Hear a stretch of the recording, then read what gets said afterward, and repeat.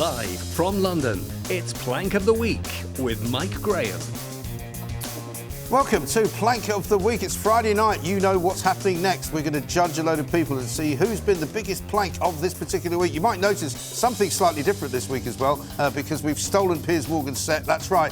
Piers goes away for a few days and we thought we might as well muscle in and see whether we could have a look at doing it a little bit differently. We'll let you know how that goes. Tonight, I'm delighted to say, we've got a fantastic panel. Two people who haven't been on it in this new part of the world. Peter Bleksley makes his debut for us, former Metropolitan Police man, of course. We've got lots to investigate with him. Nadia, Essex makes a return, the matchmaker made in heaven. And then, of course, we've got Esther Krakue, a lovely face for the new year. And finally, for the first time here in a big studio, Donald Cameron MacLeod and Clan MacLeod. MBE. I'm not quite sure where the MBE goes, but welcome. This is what we're all playing for, ladies and gentlemen. It is, of course, the famous Plank of the Week. I should remind everybody, in case you didn't know, that the Planks of the Year, you may not be surprised to hear, were indeed Harry and Meghan. They might make another appearance this week, but we can't say too much. I'll tell you what we will do, though. We'll kick things off with Esther Krakue and your first nomination of the year. Do tell us. I'm so surprised he's being featured as the first plank for me. I'm not. It's SADIQ Khan, as usual. How has he made it into the first week of the year? It's so impressive. Amazing. To be fair, he did do it just at midnight on the 31st. So technically it was the 1st of January 2023. That's when he became a plank. I don't know if everyone saw the fireworks I in was London. watching it, yeah. I went to Primrose Hill to avoid actually having to pay to see it. Anyway. Did you have to pay to see it at Primrose Hill? You have to pay to see it if you're in central London and you have a good vantage point. Right. So I decided to not do that. And he had these rainbow fireworks, and I just thought, OK, that's nice. And then he tweets, we value the LGBT community, diversity is our strength, the usual stuff. And I just think, look, I don't have a problem with that because he's going to do it regardless. I have a problem with the fact that this man has no sense of judgment or responsibility. Yeah. I mean, London, I remember 10 years ago, I can vividly remember what London was like 10 years ago, and it's a completely different place. My parents came over a few weeks ago, and I generally told my dad, I'm actually scared of you wearing any kind of watch in public. Because you can't wear a watch. You can't do anything, really. Right. I mean, the number of times I've seen people literally getting mugged in the last few years is terrifying. Yeah. And I just think this man has no respect for what the people living in London actually have to go through, and the fact that crime rates have shot through the roof, the fact that he hasn't met virtually any of his sort of property house building quotas, none of it. I mean, he has literally destroyed the city, and he's saying, you know, diversity is our strength. Also London now he's charging people for living in a particular part of London, which previously you didn't have to pay to drive in, but now you do. Yeah. I know people who are having to pay £8 a day now just to go to the shops. Because they happen to live in a part of London which was outside the congestion charge zone. I think now he's expanded the ULEZ. And Kwasi Kwarteng, you know, made an appeal to him saying this is not going to do anything other than make people's lives harder. But he doesn't understand it. For him, it's all about the virtue signalling, and it's just the rise of kind of the useless politician, right? Back in the day, politicians actually stood for something. They actually had an ideological point of view. Whether you liked it or not, that was where they stood. And now we have the career politician who don't do anything useful but just virtue signal and constantly show how good they are. Also, do you remember when firework displays used to just be firework displays? Oh, and there was like rockets going up and you'd go, ooh, and and now it's like, and here we are, you know, here's the Nelson Mandela lesson of the day. Exactly. And don't it's like they're lecturing to you. Oh, no, but I like that. I thought the fireworks were brilliant. No, really? Also, we're supposed to be in the cost of living crisis, right? And I don't know how much that costs, but I imagine it costs quite a few quid. Well, London has been broke for a long time. Yeah, but they found a couple of million quid to fire But didn't they charge tickets, though? So didn't that offset some of the... Well, it might do, but Peter, you'll know this. I mean, it's all very well to say that we covered the cost of the fireworks, but you need police to be paid extra to hang around. You need to have stewards. The ambulances every few hundred yards. No, the ambulances don't work. You don't work like You don't pay for them because they don't turn up. Oh, exactly. You know, we'll see you next year. But, you know, the point is that, you know, it just seems to me that it gave off the wrong signal to me. You know, I was watching it from a good vantage point of Kevin O'Sullivan's living room on television, as you do. And we both just went, I mean, it looks very lavish. And it went on forever. Yeah. And we're supposed, Loved it. No, but except all the politicians are going, oh, it's going to be tough. We're going to have to tighten our belts. You know, nobody's got any money. I know. Where are they getting all this money from? I don't know, but I love, like, You're a little just bit of an joy. old romantic, aren't you? A little bit of joy for 20 minutes on New Year's, you know, having my last glass of wine because I'm doing dry January. And it was just a moment of, like, being proud to be British. I don't mind. I actually enjoyed them because I watched it and I enjoyed them. It's just the fact that he has to inject politics into everything. You've just said it. It's proud to be British, proud to live in London, proud to enjoy. Why can't it just be that? Why does it always have to be and the LGBT this? But and, do you remember and one year? BLM that? One year they did an EU flag, didn't they, or something? Exactly. I just want the spectacle. Sometimes it doesn't always have to be about politics. No. Mike, can I change my nomination? Yeah. Somebody's doing dry January. You clearly need to be nominated.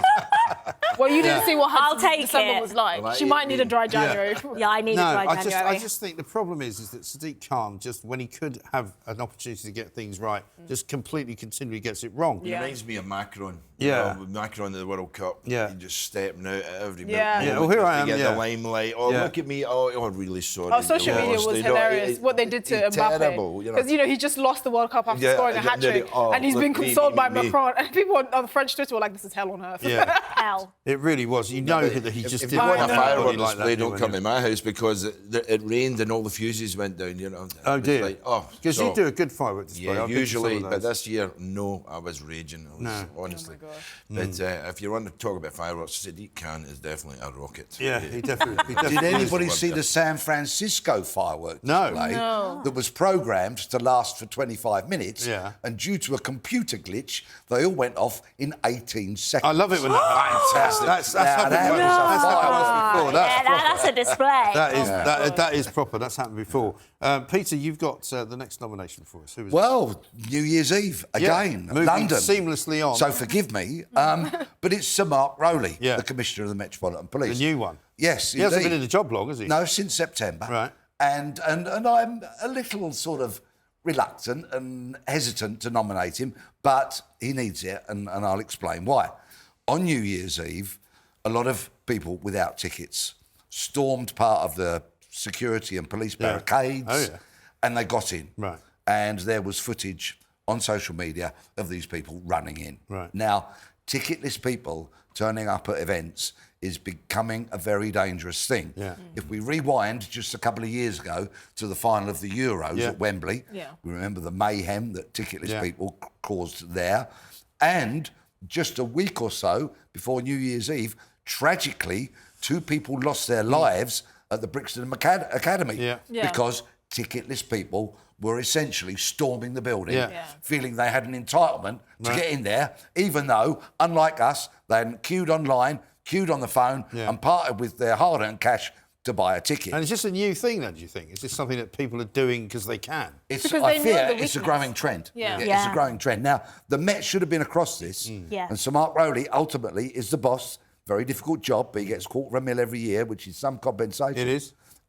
Very difficult job, but, there were flags being waved about this issue, Yeah. and for people to have breached those barriers on New Year's Eve with the potential for disaster, and I fear we are heading for a catastrophe if suitable steps are not put in place Yes. at these events. I mean, But that is the trouble. we've I just mean, Donald, decided- you know a thing or two about organising events and crowd control and that kind of thing. I mean, is it the fact that some of these stewards are not properly trained, or is it the fact that there's not enough of them? What is it? Well, it's a combination of all these factors, but it starts off predominantly, number one, people printing out forged tickets.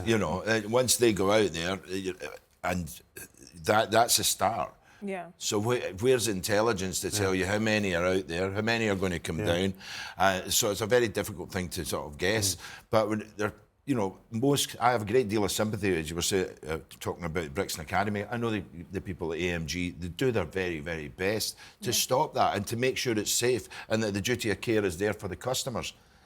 But clearly their very best was not good enough. No, Two but I people would, died. no, I'm sorry, but if their very best is to control the entrance and the insides, they've got enough stewards in place for the number of people that have bought the tickets. They don't have the number enough stewards to deal Resources, with yeah. half of Brixton if they decide to come down. I think it's so just that a really culture needs to go into the police Yeah. zone. Hence, And harsh I do punishments. agree with you, but it's about having the intelligence in advance. And it's very, very difficult if you're only got, like, say, 12 hours to to ramp up security, ramp up police, if that's the sort of timeline you've got. Now, my understanding is they didn't have a lot of time to get, to get this one correct. So my sympathy does go with the academy events.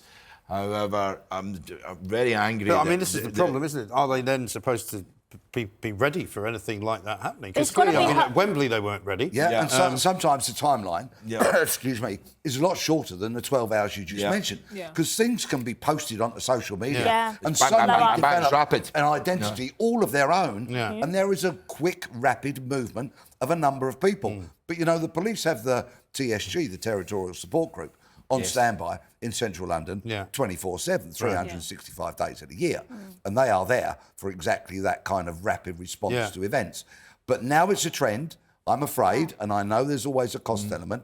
Venues are going to have to think about kind of stewarding and providing security beyond those front doorsteps. And Can I just say, I've done which- quite a few big shows, and you know, I'm not going to mention bands as such, but the bigger the show, the bigger the risk. Then you've got your risk assessment there, so it depends on the crowd profile. It was pretty clear that the risk assessment should have identified the age demographic. But aren't you curious as to why? No, but that's when you have to bring in advance and pay for police. That happens right round the country. I mean, it happens in Scotland, it happens in London. But in the case of... But let's look at the New Year's Eve demographic. Yeah, but in the case of... You would have thought You don't know. people would gate crash a fireworks display. But that's It why doesn't they've fit got to that have demographic. harsher punishments as well. Like the people for the Brixton should be tried for murder. That should be Well, simply what it there's is. an investigation, And and let's see how that pans But out. it has to be nip it in the bud. I But remember as Donald knows, if you work in policing or in security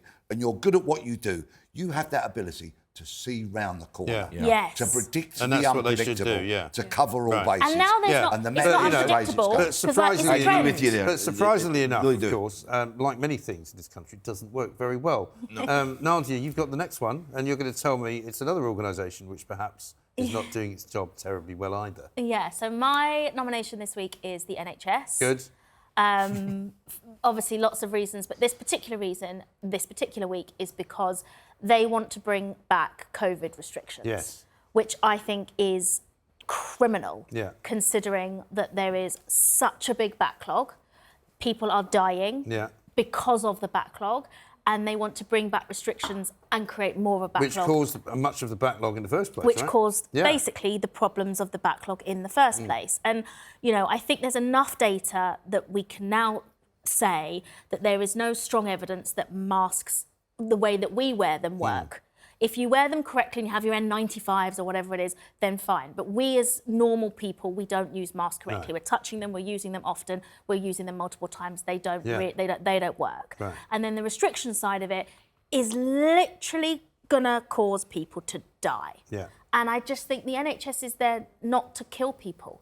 That's kind of the opposite. Right. And if they bring restrictions back, they're going to kill people. Well, they are. I think there's a counter argument to that, which is, you know, we always know that the NHS is constantly on its knees. Every winter they're like, the NHS, you know, is crisis. Exactly. Latest. Exactly. I think there's an easier solution that is probably looking more outwards. So the EU is planning on introducing restrictions, or at least requirements for, you know, people coming in from China, Chinese flights, to actually be tested, have negative tests, because the outbreak of COVID still hasn't been controlled in China. And there are people here saying, you know, it's racist, they shouldn't be doing that. I just think, but look at the sacrifices we made. A lot of us involuntarily, because we didn't have a lot of say in the lockdowns, to try and stave off this virus. You literally have a swarm of people that are probably likely going to bring it into the country. But it's that we're being already told here. that it's already racist here. to at least get them to How can it be test racist? negative. Exactly. But it's already I just here think, as well. you know, I completely agree with you, but I think the easiest solution is, why don't you just try and keep more of it out? Yeah. Yeah. But you can't, though. The point is what we've learned over the course of Yeah. the last 2 years is that a virus will do what a virus It does, does, yeah. i.e. it will come and infect a population. And the fact that you And can what the- and fight what that co- off and by what- having herd immunity And or what by getting COVID people vaccinated or whatever you want to do, Yeah, right? and what we've also learned is that for the majority of people, they will get poorly and they will get Yeah. better. Better, yeah. And that is the majority of things. And now the flu is more deadly than COVID. Yeah, the funny, COVID we didn't have strain. flu last year. Flu wasn't around last year. It wasn't, no. Disappeared. Yeah, and I the year wonder what happened to before. it. And the year before And the as year well, before, yeah, I so didn't get it. yeah. Unbelievable, isn't it? Yeah, but now the flu's back, and it's like that's now more deadly. But now they want to bring back in COVID restrictions. I think the impact on waiting lists is going to be catastrophic, and that's regrettable, of course. But for me, one of the worst things is Mike's been on a waiting list 25 years for his sense of humour transplant. That's true. And it still hasn't happened. Yeah, you know, Bump to the back. because you have to wait behind all these foreigners. No, sorry, no, that's not true. No, the point is that, you know, I was going to nominate Mark Harper, actually, who's now a minister in the government, because when COVID was rife the last time around, he was very much against any kind of restrictions, right, because he was sitting on the back benches. Now, when he gets asked, would you wear a mask, he goes, well, I think probably you should wear a mask if you're not feeling very well or if you're going out. And it's so ridiculous. We're seeing all the same arguments that we saw before about people going, oh, yeah, well, why do doctors wear them then? And you go, well, that's because they're actually in a surgery, you know, and they've cut somebody open, and there might be blood, and there might actually be germs that could kill the person they're operating on. I think the bigger issue is we kind of overestimated the actual large-scale impact of masks. So I think him saying, I think he can't give the very politically correct answer, saying if you're feeling poorly and if you're probably going to cough, then you should wear it. Again, that's assuming you wear the correct one and you wear it properly. But I think on a large scale, the data that shows that actually masks were very effective, for me, it still looks pretty weak. I'm not saying they're completely ineffective, obviously, if you wear the right one, blah, blah, blah. It's inconclusive, isn't it? And it's the perception that matters, because if the perception is that that's what's going to keep you safe or others safe, when there are all kinds of caveats to it, like what do you want, whether we're wearing the right one or whether it's, you know, you're wearing correctly and all of that, then I think that's the problem, because then people don't think of it as, oh, actually, I'm doing this to help. They just think it's kind of like a sheep mentality. Yeah, you know but this some people love it, though. They want love it. They want it, don't they? And they want it and they love it. And this is the problem. And nobody's actually... They think that we having this conversation are conspiracy theorists, and we're wrong, and we're. No, I just. There's been a lot of conspiracy theories proved right over. Well, there is that. The other reason I would nominate the NHS this particular week is that a report came out the other day that there's been 291 cases of people who have gone in for operations in the NHS, and when they came out, they still had some things inside them that had been left in there, like scissors. Scalpels, the different pieces of equipment which had been sewn up back inside them. It just brings some balance. You know, you'd let them maybe get away with one or two, but 291 different cases.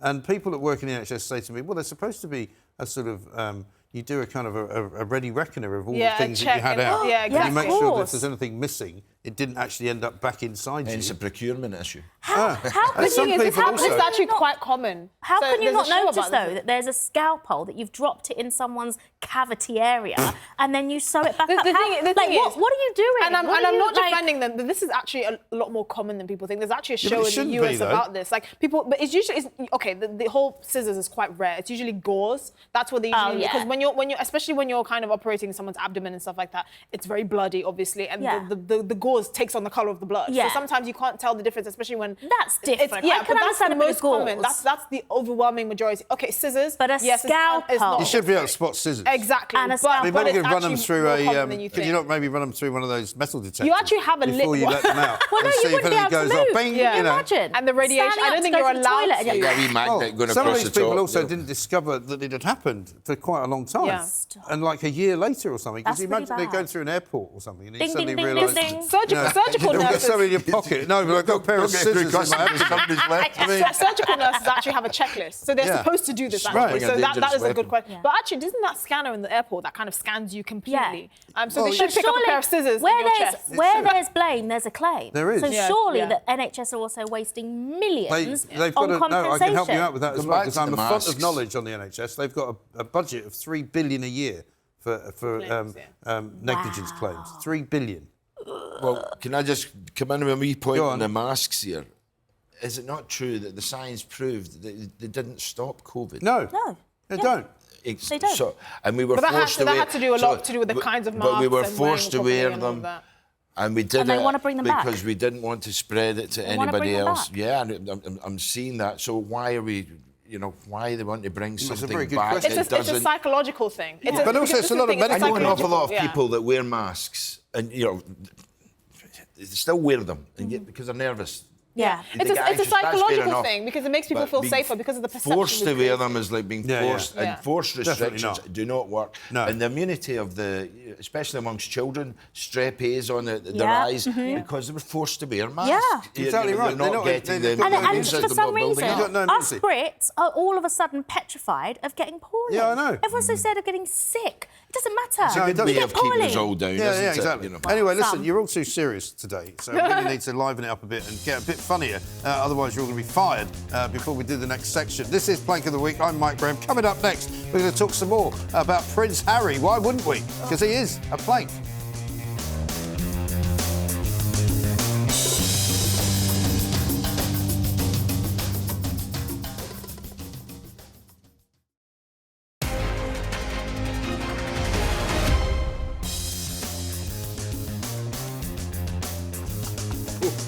Welcome back to Plank of the Week. Here we are. It's the end of the week. It's Friday. There's been an awful lot of plankery, and it's time now to take stock and to see who has been the biggest plank. And we will be telling you in the next few minutes precisely what the next few planks are. Some of you might have noticed we're on a slightly different set today because we've stolen Piers Morgan's set. And you might have also noticed that somebody's not quite the same as it was before. But some of you won't. So I'm not going to tell you what that is. What I am going to do instead is come to Donald Cameron MacLeod, MBE, no less, of the Clan MacLeod, for your first nomination. Tell us what it is. Well, we've all heard of maps, ordnance survey maps, but however, there's another map out there. It's a minor attracted person. Oh, God. People, right? Oh, yes. And it's disgusting. It's virtue signalling at its worst. It's a disgraceful softening of language for what most people regard as sick, dangerous perverts and, of course, paedophiles. Right. And this is Police Scotland as well, right? Scotland are nominating for bringing this in. Ian Livingston, the Chief Constable up there, managed to use this term in his end-of-year report, which was then published in association with the EU's Prevention of Child Sexual Exploitation. Yeah. And he used maps describing paedophiles as minor attracted people. I mean, what would these people be thinking? Peter, you're a former police officer. I mean, I can't imagine that happening when you were around, but I mean, what is the thought process that goes through the minds of these people? Goodness only knows. Because I'm in contact with former cops, and I'm in very close contact with a cop who most of their career was dedicated to catching child abusers and putting them rightfully in jail. And when I mentioned this story to that officer, they blew their stack. They found the term deeply, deeply offensive. And there's no need for it. Because it is offensive. Everybody knows what a paedophile is, albeit very few people can spell it. You know, everyone knows what that word means. Yeah, exactly right. I remember back to the days when there was various kind of campaigns being run by newspapers and things, and there was people who were campaigning against paedophiles who started attacking paediatricians. Nowadays, we're changing the language to accommodate them. Which we shouldn't be doing. Some people are no, we shouldn't be doing. Unsalvageable. We shouldn't be doing. I'll tell you what we're going to do now. We're going to talk about Prince Harry instead, because I've got a lot to say. I've got a lot to say, and I don't want to run out of time, OK? Because even as we speak, with each minute that passes, there's another revelation. I mean, I spoke to Tom Bower, who's an author who's written a book called Revenge, all about the sort of fallout between Harry and Meghan and the palace. The book came out like last year. He's now just had to update it for a paperback version. And I said to him, well, you better get ready for another update because this week alone, we've now got the stories that are coming out of the interview that Harry's doing this weekend with ITV and the other one he's doing with CBS. The book comes out next Tuesday. He's talking about, in leaks that have so far come out, that he was worried. He and William apparently begged his father, King Charles, not to marry Camilla because she might become his wicked stepmother. We've also heard that he's had some fight now with William, in which he was apparently knocked to the ground. His necklace was taken from him, which is a bit weird. And then he fell on a dog's bowl, apparently, which broke under the weight of his build, and he was cut. And the way he describes all of this stuff happening... This is a guy who supposedly was in Afghanistan fighting the Taliban. He was supposed to be... I mean, come on, Stop it, Mike. I mean, come on. This is a guy who was actually seen firing, you know, heavy machine guns at the Taliban as they were advancing towards Helmand province, firing out of a helicopter gunship. And he's now expecting us to believe that when William sort of shouted at him, and then moved towards him, and there was a bit of a scuffle, that he couldn't handle it. To be honest, can I just say, I first of all, when I read that William whooped his ass, I was like, yeah, good, you should have done it better. William's a hero now. But also, I just think, you know what, just not, because sometimes your brothers need to knock some sense into you, but also, I just think, if that was my husband, I would be so embarrassed. Yeah. I would be like, babe, pack it in. Yeah. Okay? You were supposed to be my husband, you're supposed to defend me. Why are you writing a book whinging about the fact that your brother handed you a wet one? Like, why? Why? It's so embarrassing. I have so much respect for his time in the military, and the fact that he clearly fought very hard to be able to go and perform active service. Well, I wonder if he did now, though, because we were told that story. We were sold that exactly. narrative. An awful lot of soldiers that were there with have them been soldiers who have said that. Yeah. But, you know, I mean, somebody said today, unless he's become a completely different person, surely he would have had to pass some psychological test to be a helicopter gunship pilot, wouldn't he? Well, one would imagine so. I've worked in the security industry with many former military and in the police. I've flown and they have my respect. So many of them are just absolute top, fearless men and women, brilliant members of our society and armed forces. I can't help but think that many serving and former military will be looking upon what he's saying now and shaking their heads. Yeah, I think so. I also think there'll be many people that will be thankful, because I think after the couple of years that we've had talking about men's mental health, the fact that he's getting ribbed because he can't handle something, I think that's totally wrong. I think the fact that, you know... What? Just put it out there. No. Sorry. Absolutely I'm Team not. Harry and Meghan. No, I get that. That's fine. That's fine.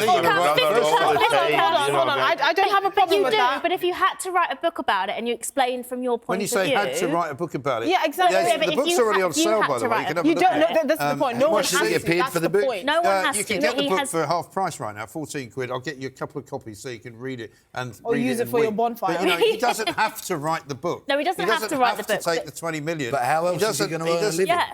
He's got 30 million in the bank. From his late mother. You know, he got left a trust fund. He doesn't need to work, this guy. No, he doesn't need to work. But he wants to make Work a is good virtue for the of all soul. of his terrible, terrible life. Here's the thing. There's a difference. Yeah. Even if a woman was doing this, I would be like, you know what? At some point, you just need to get on with life. You're an adult. Not everything can be about your feelings and your truth. I completely understand your point about, you know, men's mental health, and I get that. However, that's not what he's doing here. He's talking about the fact that he had his ass handed to him by his brother, and he didn't tell his wife. He told his therapist. So clearly, he was getting help. That's not what was missing here. It's the fact that he's being a little bitch and not shutting up and constantly whinging about all the hardships he's going through when people around the world have real problems. We don't like little bitches. Yeah, no, but It's not something I would stick in a book. No, but you might not, but that's what he's chosen to do, and then this is the problem, because is then he gets called a bitch. He's not using it. And that's not right. That's not a little bitch, because this is not that's healing. not right. Hold on, sorry. This is not healing. This is him telling a story, exploiting his family drama to make money. You don't know. He's not, because he had a therapist. Because he's had years to deal with this. Oh, I'm sorry, it happens like that. I'm sorry, this is a man talking about... like that, and then I'll cure. Sorry, this is a man talking about begging his father not to marry the love of his life. This is in 2005, right? That is well over almost 2 decades ago. It's a book. No, right, he's a little bitch. Right, hang on, I'm going to He is a call a little truce bitch. to you two, right? Since we've moved you, you've changed. I don't know what happened. But here's the thing. I'll leave it at this, right? It's all very well to say it's not right to criticise him. First of all, it is right to criticise him because that's what we do in free society. Yeah. You can say whatever you want about Prince Harry. It's not criticising, right? it's but the point is criticising the fact that no, but you can't saying put to, like, rules. man up. No, you I hate cannot. that No, you cannot. No, term. nobody said the words "man up," right? You've just I said did. them. But the point is that you know you cannot put rules on what can be said and what can't be said. You know, he says what he wants, we say what we want, and then we all move on. That's a good point, that you. Next, what's yours? Yes. My next one is, okay, I feel a little, not bad, but I feel like this is a mild plank. It's Rishi Sunak. Yes. And it's because of his maths comment. Because I understood, again, this is why I think politicians, their communication skills these days, I don't know what's happened to them. Back in the day, the Margaret Thatchers and the, you know, even the Tony Blairs, you may not have agreed with them, but their communication was on point. Now, Rishi said he would like everyone to study maths up until the age of 18. I understood what he was coming from in the sense that we have a massive skills gap in this country and we really need to skill up our workforce, and that's a massive undertaking. Now, to frame it as you want people to take maths until they're 18, it's not the best way to do it, because then you have all the people whinging online saying, I was terrible at maths, I got a U grade. Fine, and you know, you even taking maths until 18 is not just so you can become an engineer or mathematician. You use maths in all sorts of things. You use maths in music, for instance. You use maths in all sort of aspects of life. The point he was trying to make was we need to skill up our workforce, because we really do. There's a massive skills gap. But of course, he didn't phrase it right, and now you have people like Diane Abbott talking about maths problems, who is probably the worst person to talk about maths problems, considering Diane Abbott has infamous gaffes about this. Did anybody see Sunak's abysmal speech? Oh, yes. Oh, yeah. I'm glad it was so short. The toilet. The five He did one in the toilet. He's got the pan behind him. Talking of communication, these politicians must have media training. Well, to Clearly be media trained and give a performance like that, the Tory party need to get their money back. They really do. Yeah. I mean, the trouble is with Refunds. Sunak, the trouble with when Rishi Sunak speaks, he doesn't sound like he even means it. And I think that's part of the problem. But You the thing can't is, change neither does somebody's Keir voice Starmer. to that extent. No, but they both speak in a very dull, monotone kind of way. But his voice changed, Mike. When he was giving the speech, it was all, my family console me in times of trouble. And I thought, yeah, looking at your bank balance probably That's does probably as well. it, Right? And he's going, yeah, my family console me. Wraps up the speech and he goes, right, questions. And he speaks entirely differently. Yeah. You know, he goes from this faux fake sincerity that he tried to get across during his speech. But he does this kind of to being Tony a bit Blair. I mean, more- you talk about Tony Blair, who was very good at communication, but he's got a similar kind of delivery and a similar kind of voice. But he does things like, oh, yeah, my dad was a doctor.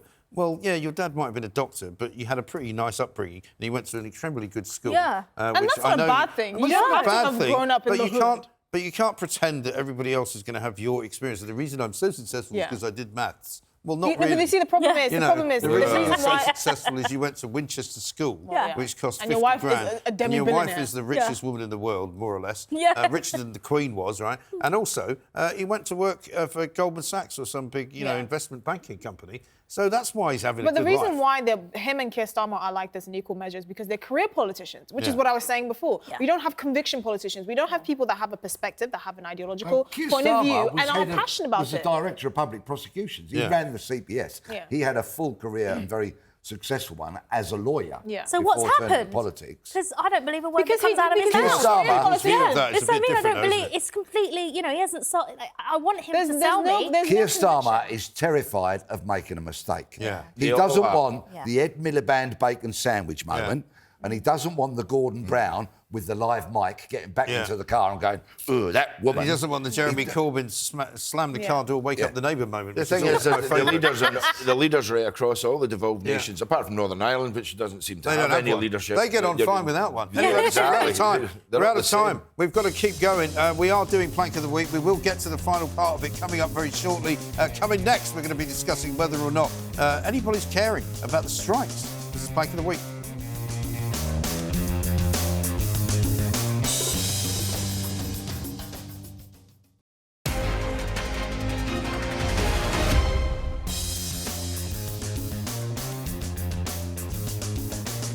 Welcome back to Plank of the Week, the one place where you can be as judgmental as you like. And any place you'll be judged is right around here, around this table. So be careful, because it's a bit feisty tonight.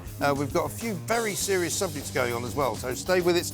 We'll find a winner coming up towards the end of it all, of course. Lots has been going on this week. It's been a bank holiday Monday, but still, there's been much plankery around. So, Peter, it's time for your second nomination. Yes, and I take a deep breath because nominating a 22-year-old clearly troubled young woman might not overly be in the spirit of things, but there's a very cautionary tale to what happened here. Eleanor Williams, clearly a troubled soul, kind of started a runaway train which couldn't be stopped when she went on Facebook and wrote an article, a piece, a post, nearly 1,400 words, right? You know, I write for a living. Yeah. That takes some time to write. It does. Even if you're not editing, rewriting, correcting your own mistakes, that's going to take you a good 2 or 3 hours easily, even if you're just covering the page. Yeah. So young Eleanor had enough opportunities while she was writing this to question herself as to whether she was doing the right thing or not. Yeah. That 1,400 words or thereabout was a tissue of lies about how she'd been kidnapped, raped, enslaved, auctioned off by an Asian gang of abusers. And this was just a complete falsehood, which she then repeated. She just again invented it in and her head, again. in other words. She did, but she repeated it again and again on different platforms.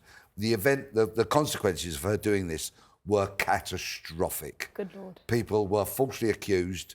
Businesses that were run by Asian men were attacked, targeted, boycotted. Businesses failed. People were run out of town in Barrow, in Cumbria. Yeah. And it had a huge, massive, detrimental effect on many, many people. This week, she was convicted of multiple charges of perverting the course of justice, and she will be sentenced later this year. Clearly, she's a troubled soul, but clearly there were ample opportunities for her to go, what I'm doing is wrong, and reversing the damage as best she could and stopping it all. But of course... But that didn't happen. That didn't happen, sadly. And the police, of course, at first were minded to believe it. Yeah. And then, of course, until they started testing her version of events and finding it to be false. Which is kind of ironic, because the police more often have been accused of not believing people, haven't they? Well, they've got themselves in a tangle over Yeah. all this. Curious they ended up believing the one person who was actually making it up. And to an extent... They didn't actually believe the people who weren't making it up. Huh? But yeah, I suppose I have a question. I think the question is, to what extent are people that make false accusations, what extent should they be penalised in the same way as if the person that was found guilty for the crimes they're accusing them of? So there was a lady this week that was convicted of falsifying rape claims against a young man. And I don't know what the sort of sentencing would look like, but it's somewhere between 2 to 5 years. But I just think if he was convicted of raping her, he's looking upwards of 10 years, right? So to what extent would you actually penalise someone who makes false allegations to the same extent as if the person they're accusing was actually found guilty? Yeah. There are many, many factors that affect sentencing, and judges' hands are usually tied by sentencing guidelines. Yeah. What which steer sentence them do you think she'll one get? way or the other. I've never got embroiled in that kind of stuff because as a former detective, it was my job, gather the evidence, arrest the perpetrator. I mean, fortunately, put it's them in front of relatively the rare, court. isn't it? It's relatively rare as well. It is relatively rare, but it should Is it like a 5-year... Well, it can Is be. it like a 5-year But it should sentence? send a message because the thing is, at the same time, it makes people take these sorts of things more seriously because you know that if you're actually lying about it, if you're proven to be lying, there are consequences on the other. I actually think it helps victims as well. Well, and it does untold damage because some people are reluctant to come forward because they think, well, will I be believed? Yeah, right. Yeah. And also- many times they worry that they won't. Yeah. Over to you, Nadia, for your next one. My plank. OK, so my plank this week... This is quite an interesting one, isn't it? Well, hopefully. Yeah, I was going to say. Is the College of Psychologists of Ontario. Yes. Because Canada. they have decided that Jordan Peterson, who has just been let back on Twitter thanks to Elon Musk, and has been tweeting like a banshee, all sorts of crazy things, but being critical of the Prime Minister. Justin Trudeau. Carnage, Justin. And they have now said to him that if he doesn't attend a mandatory social media training session, he could lose his licence. And what does that mean? What is that? Brainwashing? Some sort of James Bond. Yeah, but is this a social media training session from the College of Psychologists that they give you if you're representing them or something? Yeah. Is that what they mean? Yes, I think so. I mean, right now we don't know the details. We just know this has happened. His daughter did a post in the last 12 hours about it as well, and how serious it actually is, and the implications of the fact that they are forcing him to go and sit and have media training because he's being critical of the government. Yes. Are the College of Psychiatrists of Ontario doing dry January? Because that would explain a lot. Exactly. No, I'm still the biggest plank for that. But the thing is, I feel like, and I'm not trying to get critical, like sort of conspiracy theorist here, but they knew the reaction. They knew that someone of the notoriety of Jordan Peterson asking him to do this, he would be vocal about it, he would have something to say against it. And I genuinely believe that they're doing this to get a rise out of him and they're trying to get a reaction out of him. The point is, he could actually do this training, film it all the way through, and post it on social media. Well, that's what he said. He said Exactly. he's considering going to the training, doing a live stream the whole way through, and basically exposing because what he it would have is. done it at that point, and then you can't threaten his license. But at the same time, it shows you presumably who still a you member are. of the College of Psychologists, is he? Is that Yes, why he's... so they're why threatening they have him. some kind of... Because he has a Yeah. license. This is the thing. You're Right. threatening someone's license to practice. But does he based still on do things that? Does he still practice Not psychology? necessarily, but it's his life's work. It's his integrity as a professional. It's like, you train all your life to do something, and then all of a sudden, because you don't go to a Twitter seminar, you get it stripped away from you and disgraced. It's awful. awful. You should be allowed, and just because he's been critical of the Prime Minister. Yeah. Who everyone has been critical of. Because With you all should due be, respect. because he's been an idiot. Yeah, Well, exactly exactly. right. But I mean, it's really interesting, isn't it, how some of these countries, and I'm going to call them Commonwealth countries, because I know they won't like that, places like New Zealand, the Canucks don't Australia, mind. Canada, Yeah, how brutal they became. how ridiculous they became Yeah. during this whole COVID thing, where, Ridiculous. Trudeau became particularly hardline, as did Jacinda Ardern, as did the people in Australia, and they had these ridiculous lockdowns, and, And these it's all crazy kind of, crazy. limits on people's freedom. Canada, And the way that they the lorry strike. The lorry Yeah. strike, they Yeah. took the money that they raised The and said they couldn't have GoFundMe it. page, they took all amazing. that down. And it's just one of those where I feel like at the beginning of the pandemic, all the guys that I thought were the good guys, so like the Jacinders and they've all turned out to be like the horror stories. And I'm in some kind of James Bond utopian 70s, like we're going to put goggles on you and do media training. Yeah, You must yeah. not talk about the government badly. Yeah. Yeah, it's like Stasi or something's Yeah, taken it over, is. hasn't it? So, Absolutely but, mad. and now he's got Elon Musk on his side. Well, so, I think I'd be backing them against I think the they do Canadian this for government reaction. or the I'm sorry. Canadian, I don't see how you can make a sort of a demand of that from someone like him with his level of notoriety and not expect there to be this kind of Because I media think circus around it. they're that stupid, perhaps. They're not and that so stupid. over the top It's that they strategic. don't realise. They're not They've got that no common stupid. sense. They're not that Well, stupid. no, They're I mean, not. I've been to Canada. I think they are. Tell us about your next one, Donald. The next one is the Department of Health and Social Care. Yes. And £9 billion of PPE purchased during COVID, yes. written off as being unsuitable, unusable, not fit for purpose. Yeah. Only £18 million has been claimed back, allegations of fraud. Pitiful. Has this got anything to do with attempts. Michelle Moe? Yeah, well, It has, we get hasn't there. it? Baroness Bra, Lady MONE and her husband, There she billionaire is. Doug Barrowman, facing intense scrutiny over the deals for their company, Yes. PP Medro. And It's it's a very hard to- murky world. It's I have really a hard to question. keep abreast of the Yeah, situation. very good. I See have what a you did question there. though. Wasn't that company that sold the PPEs to the government, wasn't it set up in 2020? Some of them were. Yeah. I mean, I there's think- more than one company involved. Yeah, here. I'm I mean, just there's a lot getting of to that. different ones, She was right? accused of lobbying ministers to secure 122 million quid. The a lot of government money, isn't contract claims she didn't have an interest in. £29 million received from company profits for the kids' trust fund. Yeah. £170,000 given to the Tories by But this Doug wasn't even the before biggest. before the deal.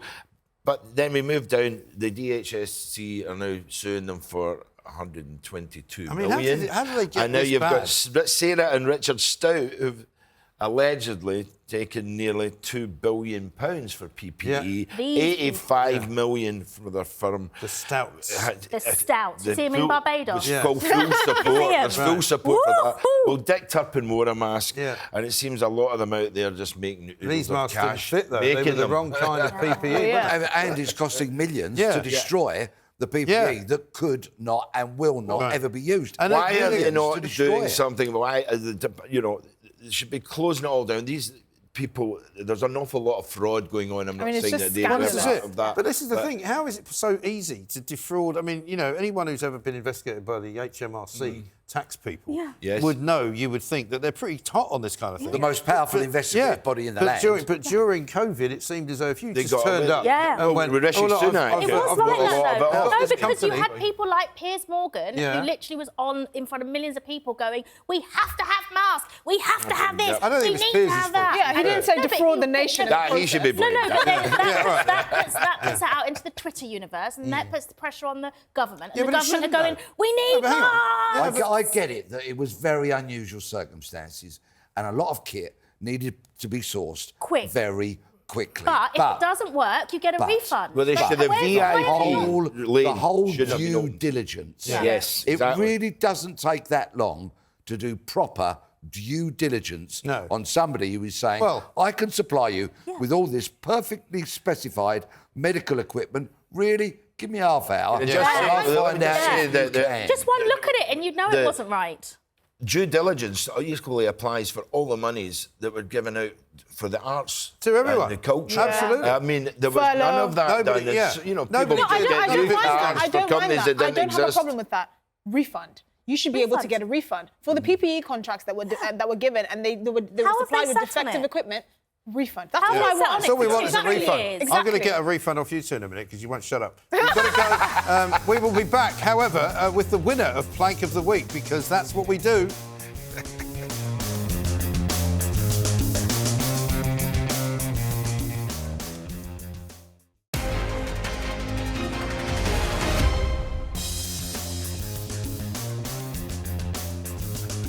Welcome back to Plank of the Week. I mean, what better way to spend Friday night than with these four people on my panel here?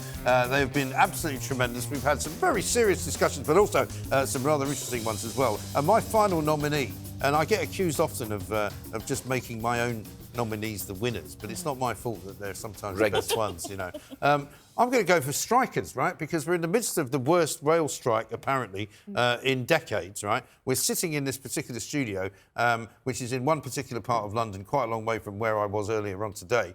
And I have to say, despite the fact that this is one of the worst rail strikes of all time, I got here quicker than I could have ever got here during the normal time of the day. Because what we've got now is we've got the RMT, run by Mick Lynch, the Grinch, right? They've stopped striking, apparently, today, because they're striking again tomorrow, and they were striking yesterday. So everybody knows what that means. Everybody means that, you know, all that means is that actually it doesn't really matter. They might as well be on strike. Well, ASLEF are striking But now today, ASLEF anyway. are striking today. Now, of course, what they're trying to do is tell us that there is no connection between ASLEF and RMT. They don't talk to each other. It's a complete coincidence. And they're not trying to bring the there was government two strikes there, then one strike there, then another two there. 5 days of strikes, no trains going anywhere. But here's the thing, and the reason the strikers are going to be on my Plank of the Week list is because nobody cares. I don't think anybody... I do. No, do you? I want to go to Fleetwood Town on Saturday to watch my beloved Queen's Park Rangers play them in the third round of the FA Cup. Isn't it? Yeah, yeah. Well, and there's no trains. We'll get a car. Get a coach. Get a coach. They're more frequent, they're more reliable, they're cheaper. Exactly. Well, I care because it's cost the hospitality industry £2 billion in strikes. Yeah. It's stopping. Well, that still makes them some planks then, doesn't it? Well, mate, yes, I suppose it would, on that side. On either way. You're trying to win it either way. I'm not trying to win it. I'm just making logical sense. What I'm saying, what I'm saying is that for those of us who don't care, because so many people are no longer using the trains, they're planks. For those who do care, like yourself, and I appreciate that it's very difficult for some people, it still makes them planks because they shouldn't be striking. They should be working. They should be running trains. They should be contributing to the economy. I like the way you've done this. You've rounded this off. Yeah, but then they shouldn't be. But then how do they get improved pay terms? They shouldn't get improved paying conditions. No, they don't need improved paying conditions. Right, no, I'll tell you who needs improved paying conditions. That's the rest of the country. But the rest of the country doesn't go on strike because they don't work for some big organisation. All they have to do is get up every morning and go and get the money they need to feed their families. Yeah, the minimum wage. I do think in a cost of living crisis, anyone that's can negotiate for a pay rise is. That being said, I do think these unions are selling their members false hopes. They are. So I don't. And they're also getting nowhere. Exactly. Yeah. I don't disagree with like a 5 or 7% pay rise because inflation is very high. Cost of living is a problem. To tell the rail workers that we're going to negotiate for no redundancies ever, no closed ticket offices, and all of that. I just think private sector workers can't hold their employers at ransom. They can't. No redundancies. It's not realistic. That's Just before it's Christmas, not realistic. I was talking to a lovely lady at my local railway about 10 station seconds for that I this. use a lot. Yeah. She earns £80 a day, sometimes in the ticket office, sometimes outside. Her job's crucial as far as I'm concerned. £80 a day she earns. She deserves a pay rise. OK, well, maybe she's not getting on her another skills, job. she doesn't. That's another story. I'm going to pick the winner, and the winner has to be, I don't think anybody can disagree with me, it's not because I made it, it's got to be Prince Harry, isn't it? It has to be. Has For being a little bitch. Even though she doesn't like it, here we are. Prince Harry, once again, Plank of the Week. Thanks to Esther, thanks to Peter, thanks to Donald, thanks to Nadia. Now we're going to go and have a big party in the back room. We'll see you next week. All right.